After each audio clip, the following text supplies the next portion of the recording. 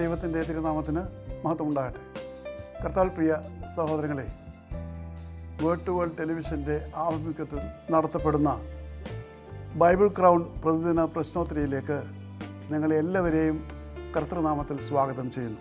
നമ്മുടെ ഇന്നലത്തെ ചോദ്യം, ദൈവം ഇസ്രയേൽ എന്ന പേര് നൽകിയ മനുഷ്യൻ്റെ ആദ്യത്തെ പേര് എന്താണ്?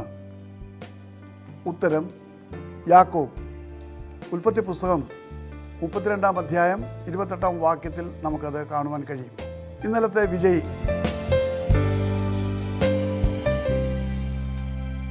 ഇന്നത്തെ ചോദ്യം, ആരോടാണ് ദൈവം ഞാനാകുന്നവൻ ഞാനാകുന്നുവെന്ന് പറഞ്ഞത്?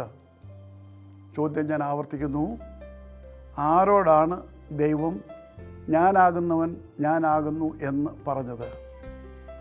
വേഗം ഉത്തരം അറിയിക്കുക, സമ്മാനം നേടുക. ദൈവം നമ്മെ അനുഗ്രഹിക്കട്ടെ. താഴെ കൊടുത്തിരിക്കുന്ന വാട്സാപ്പ് നമ്പറിൽ നിങ്ങളുടെ ഉത്തരങ്ങൾ അയയ്ക്കുക.